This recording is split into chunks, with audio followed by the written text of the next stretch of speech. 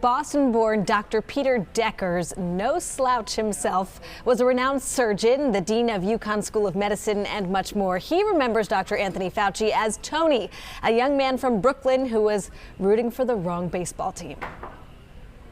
We did everything we could to convert him to the truth, namely the Boston Red Sox.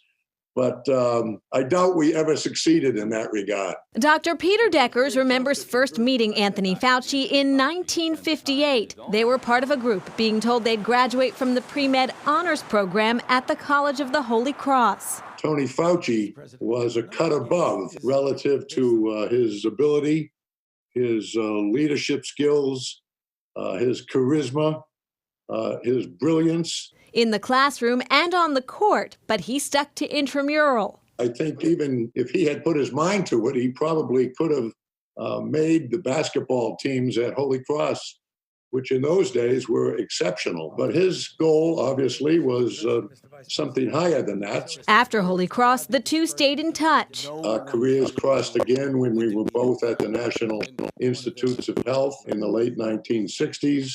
And he has remained a person that I admire and I consider a close friend for over 60 years. Dr. Deckers has watched Dr. Fauci advise 6 presidents and be at the forefront of America's battles against AIDS, SARS, Zika.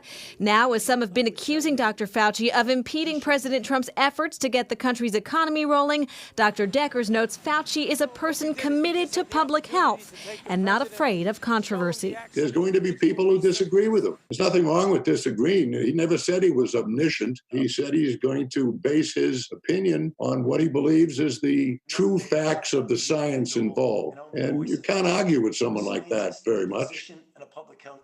So Dr. Fauci will turn 80 years old in December. Dr. Deckers describes him as a person relentless in his pursuit of doing something that makes a difference. Maria, back to you. Thank you.